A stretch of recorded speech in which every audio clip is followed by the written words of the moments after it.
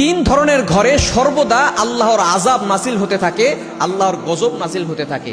এই ধরনের ঘরে কখনো বরকত থাকে না, কখনো রহমত থাকে না, কখনো রহমতের ফেরেশতারা প্রবেশ করে না। সুতরাং এই তিনটি কোয়ালিটি থেকে আমাদেরকে দূরে সরে আসতে হবে। যারা আমরা ঘরের ভিতরে রহমত চাই, বরকত চাই, অভাব দূর করতে চাই।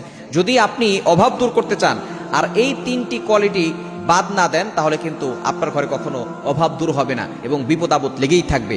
এক নাম্বার ঘর, যেই ঘরে পুরুষের আওয়াজের থেকে নারীর আওয়াজ বেশি উঁচু হয়। মনে রাখবেন, নারীর আওয়াজটাও কিন্তু একটা সতর। ইমাম মুহাম্মদ রাহমাতুল্লাহ আলাইহি তিনি জানিয়ে দিয়েছেন, নারীর আওয়াজটা হচ্ছে সতরের অন্তর্ভুক্ত। সুতরাং আমরা অনেকেই কিন্তু এটা জানি না। এজন্য দেখা যাচ্ছে অনেক ঘরের ভিতরে মা বোনরা অনেক জোরে জোরে কথা বলেন এবং পুরুষদেরকে সবসময় দাবিয়ে রাখতে চান এবং এমনভাবে কথা বলে পুরুষদেরকে দামই দিতে চায় না। কুকুরের যে একটা গুরুত্ব আছে, সেই কুকুরের গুরুত্বটাও অনেক স্বামীকে দিতে চায় না। কিছু নারী এমন রয়েছে, সবাই না, আবার কিছু স্ত্রী এমন রয়েছে স্বামীকে একেবারে মূল্যই দিতে চায় না। স্বামীর সাথে যখনই বাসায় আসে কুকুরের চেয়েও খারাপ ব্যবহার করে।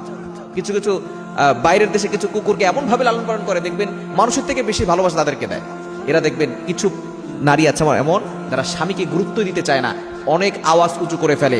নবীজি ইসলাম জানিয়ে দিয়েছেন, যেই ঘরে নারীদের আওয়াজ উঁচু হয় ওই ঘরের ভিতরে কখনো রহমতের ফেরেশতারা প্রবেশ করে না, ওই ঘরের ভিতরে আল্লাহর গজব নাজিল হতে থাকে। দ্বিতীয় নাম্বার, যেই ঘরে অন্যের হক মারা টাকা জমা রয়েছে, অর্থাৎ আপনি কারো টাকা পয়সা আত্মসাৎ করে নিয়েছেন, এই টাকা জমা করে রেখেছেন এবং ওই টাকাতে আপনি আপনার সংসার পরিচালনা করছেন, ওই ঘরে কখনো রহমত আসবে না। আপনি অন্যের হক মেরে, আপনার ভাইয়ের হক মেরে, বোনের হক মেরে আপনি অনেক টাকা ইনকাম করতে পারবেন, আল্লাহর কসম করে বলি ওই টাকা দিয়ে আপনি কখনো সুখ আনতে পারবেন না, ওই টাকা দিয়ে কখনো আপনার ঘরে রহমত আনতে পারবেন না। সুখের মালিক হচ্ছেন আল্লাহ, আর সুখের মালিক আল্লাহকে অখুশি করে আপনি কখন আপনার ঘরের ভিতরে শান্তি আনতে পারবেন। এজন্য অন্যের হক নষ্ট করে আপনি যে টাকা নিচ্ছেন, এই টাকা কিন্তু আপনি কবরে নিয়ে যেতে পারবেন না। এজন্য এটা আপনি কখনো করবেন না। এটা হলো ভয়ঙ্কর একটি গুনাহ। এর মাধ্যমে ঘরের ভিতরে কখনো শান্তি আসে না, আল্লাহর গজব নাজিল হয়। এবং তিন নাম্বার হচ্ছে, যেই ঘরের মানুষরা দেখা যাচ্ছে যে মেহমান আসলে অসন্তুষ্ট হয়ে যায়, মেহমানকে পছন্দ করে না, অথচ নবী ইসলাম বলে দিয়েছেন, মেহমান হচ্ছে আল্লাহ পাক রব্বুল আলামিনের পক্ষ থেকে আসে এবং মেহমান তার রিজিক নিয়েই আসে। মেহমান আসলে যারা অসন্তুষ্ট হয়, ওই ঘরের ভিতরে আল্লাহর গজব নাজিল হতে থাকে। তিন ধরনের ঘরে সর্বদা আল্লাহর আযাব নাজিল হতে থাকে, আল্লাহর গজব নাজিল হতে থাকে। এই ধরনের ঘরে কখনো বরকত থাকে না, কখনো রহমত থাকে না, কখনো রহমতের ফেরেশতারা প্রবেশ করে না। সুতরাং এই তিনটি কোয়ালিটি থেকে আমাদেরকে দূরে সরে আসতে হবে। যারা আমরা ঘরের ভিতরে রহমত চাই, বরকত চাই, অভাব দূর করতে চাই। যদি আপনি অভাব দূর করতে চান আর এই তিনটি কোয়ালিটি বাদ না দেন, তাহলে কিন্তু আপনার ঘরে কখনো অভাব দূর হবে না এবং বিপদ আপদ লেগেই থাকবে। এক নাম্বার ঘর, যেই ঘরে পুরুষের আওয়াজের থেকে নারীর আওয়াজ বেশি উঁচু হয়।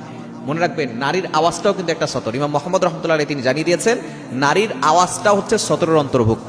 সুতরাং আমরা অনেকেই কিন্তু এটা জানি না। এজন্য দেখা যাচ্ছে অনেক ঘরের ভিতরে মা বোনরা অনেক জোরে জোরে কথা বলেন এবং পুরুষদেরকে সবসময় দাবিয়ে রাখতে চান এবং এমনভাবে কথা বলে পুরুষদেরকে দামই দিতে চায় না। কুকুরের যে একটা গুরুত্ব আছে, সেই কুকুরের গুরুত্বটাও অনেক স্বামীকে দিতে চায় না। কিছু নারী এমন রয়েছে, সবাই না, আবার কিছু স্ত্রী এমন রয়েছে স্বামীকে একেবারে মূল্যই দিতে চায় না। স্বামীর সাথে যখনই বাসায় আসে কুকুরের চেয়েও খারাপ ব্যবহার করে। কিছু কিছু বাইরের দেশে কিছু কুকুরকে এমন ভাবে লালন পালন করে, দেখবেন মানুষের থেকে বেশি ভালোবাসা তাদেরকে দেয়। এরা দেখবেন কিছু নারী আছে এমন, যারা স্বামীকে গুরুত্ব দিতে চায় না, অনেক আওয়াজ উঁচু করে ফেলে।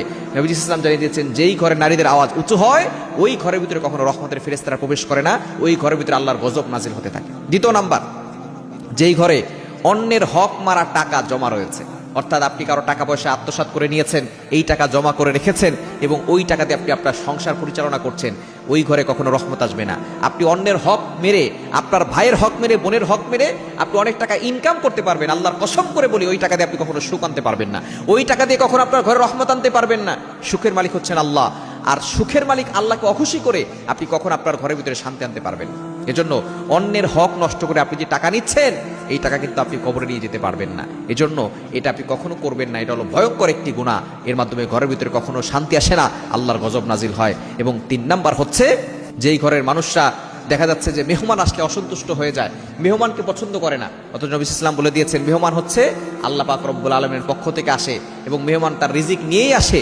মেহমান আসলে যারা অসন্তুষ্ট হয়, ওই ঘরের ভিতরে আল্লাহর গজব নাজিল হতে থাকে।